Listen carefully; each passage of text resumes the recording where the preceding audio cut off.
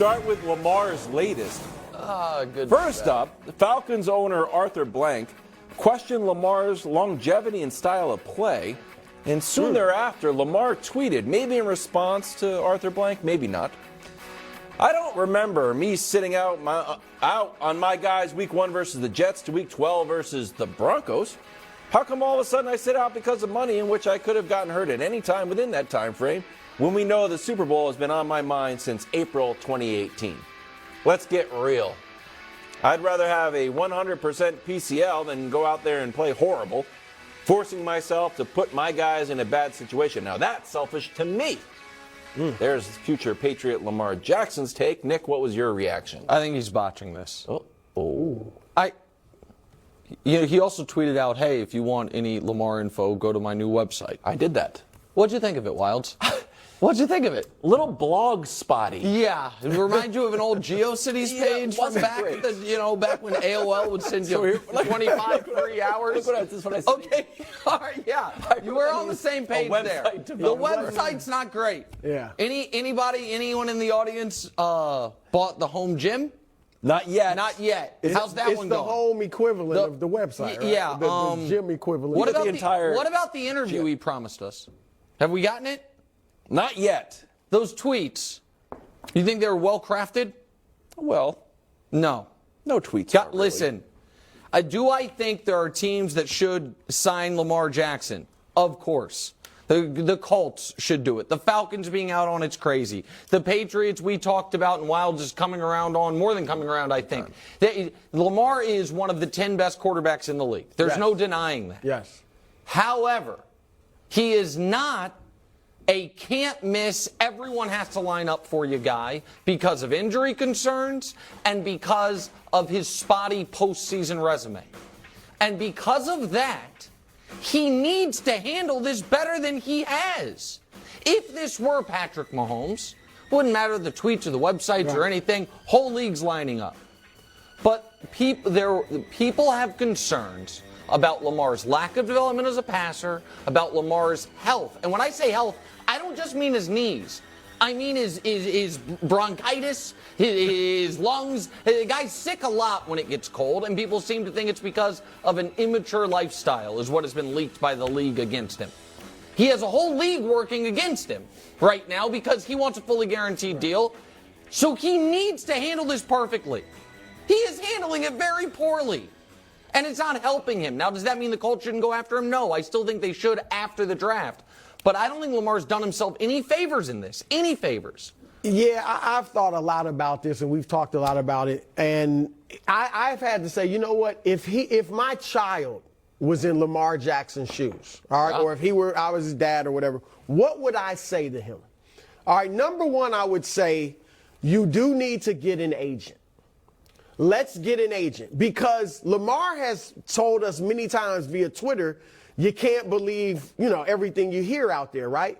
But when it comes to what we're hearing from teams and reports is that no teams are interested in him.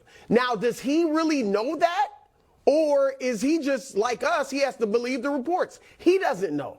And I doubt he's talking to every owner or GM around the league. So number one, you need to get an agent to call these teams and find out what your real market value is. Like, is everybody out on you like it appears? You got to find that out, number one. Would have been a good time to find that out? At the owners' meetings, which was this weekend, they were all together. I agree. I'm with you on that. Yeah. But at this point, I would say, look, you have to find out what your real value is. Because the reports, and that's all we know, we're not talking to these teams. It doesn't look like anybody wants you. Find out what your real market value is. And if this is true, that no one's willing to give you a fully guaranteed contract, that teams, as you said, have questions about your injury history, which is legit. He's missed 10 games over the last 2 years. All right.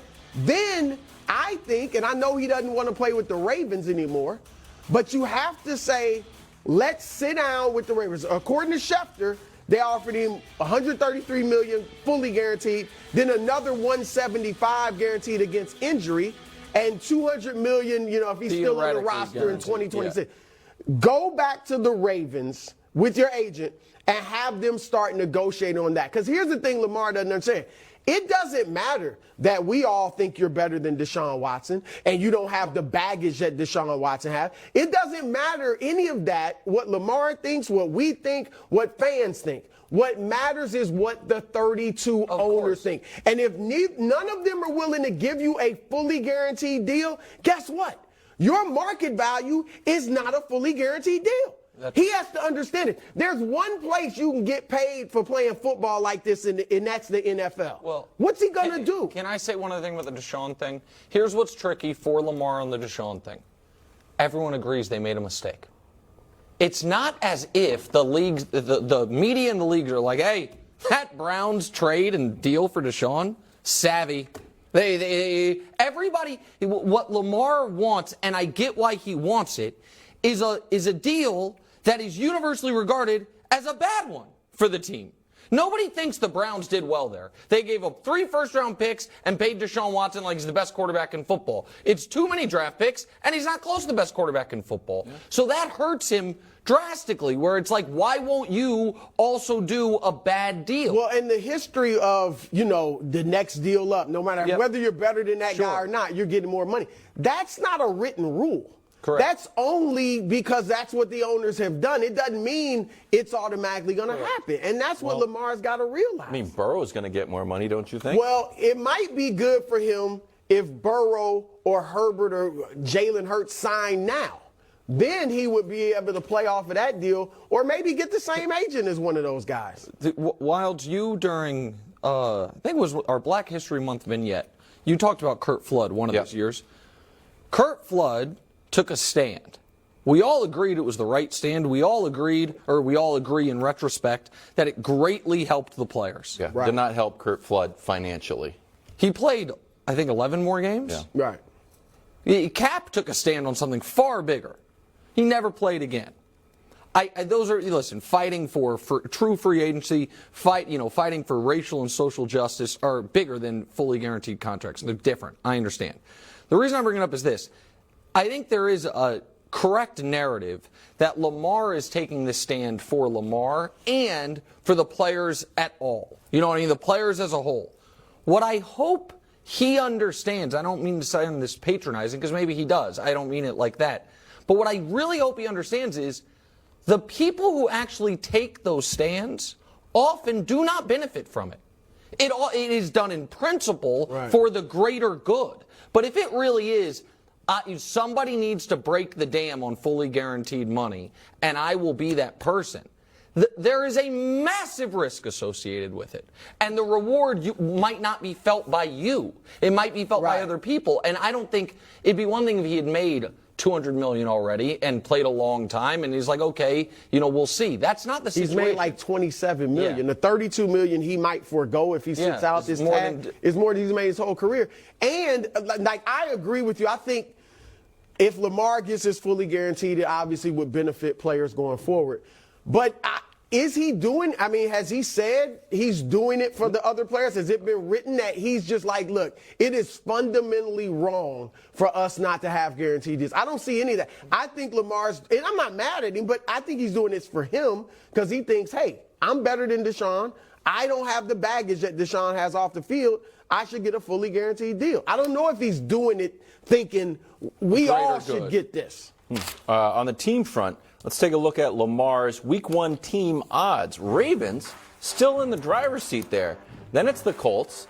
Then it's the mighty, mighty New England Patriots, who, according to Meek Mill and Robert Kraft, Lamar wants to play for. Then the Commanders, and then the Titans.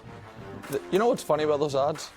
Aside from the Ravens, none of those teams have a quarterback. Okay. Well, sorry. It's true. You're hanging out with the Colts, Commanders, and Titans. Fired up to number 3. Yeah. Because courtesy of Meek Mill.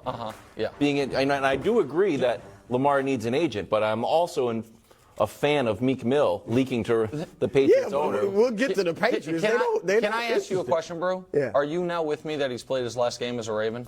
Look, I respect your sentiment, and obviously it makes sense. I'm just saying I can't go 100% there because where is he going? I know he doesn't want to, and it's ugly, but of those teams on there, the Patriots have come out, at least according to a report, anonymous sources. They're not interested. The Colts, the owner has said, I am not in favor of fully guaranteed deals. I think it's bad for our sport. So they don't seem to be interested. Washington, through Ron Rivera, has come out and said, well, what you have to give up financially, the draft picks, they're not interested. And the Titans should be, like you said, some teams should be, but the Titans, we haven't seen any evidence of interest. So my point is this, Nick, again, if he's willing to give up $32 million in a move that I don't think increases his leverage at all, I just don't think that makes sense I don't for him. think. So where is he going? Listen, I think that there is a deal that he might accept from another team that he would not accept from the Ravens. I think we see that sometimes. It's like, you guys should value me at this. I've played through injury. I've won an MVP for you. I've done all this. The fact that you guys don't value me at this is insulting to me. If another team comes in and values me at, less than this, it's not as insulting to me because I haven't worked for them. I haven't been in the building of those things. I think that's on the board. It better be a better football situation then. Sure. Don't do that to go to Houston. No, I agree with that. But I actually don't think Baltimore's that good of a football situation. They're only good when Lamar plays. But they're building everything around him and have for the past few years. But the question is, are they doing that properly, or should they have been doing what every other team with a franchise quarterback did and get big receivers or big-time receivers? But here's the other part of it. You mentioned the Bengals and Joe Burrow. And I understand the Bengals have notorious, call it frugal ownership. The Bengals are going to give Joe Burrow the second best contract in NFL history to only Mahomes, would be my guess. I think he's going to get a better contract than everybody else. Well, Deshaun's. Well, okay, sorry. Let's take Deshaun out of it. I think I guess third best contract. It's probably going to be 75% guaranteed. And not fully guaranteed is what they're planning on doing. But they are going to know we plan to have Joe Burrow on for the entirety of the contract, which then it will be guaranteed. Mm-hmm. If you're the Bengals, isn't it worth an extra $20 million premium or whatever it is to give Joe Burrow a fully guaranteed deal to put the nail in the Ravens and Lamar's coffin to make sure that your biggest divisional rival loses their quarterback? Because if the Bengals Wilds give Joe Burrow a fully guaranteed deal, then the Ravens have no choice. And they're not doing it. They're not doing it. They're going to have to move him. Isn't that in their interest? Isn't it worth, how much money is it worth to the Bengals for Lamar Jackson to not be playing in the AFC North? To me, it's worth a ton of money, and I believe trade demands. Even though, from Kevin Durant to this, I don't think Lamar's playing again for the Ravens. I've felt this way since December. His trade demand only solidifies that. Okay. See you in New England, Lamar. Next up, Warriors. Big win. Drew is proven right after a long break. Yeah, he never gave up. You offered me like $5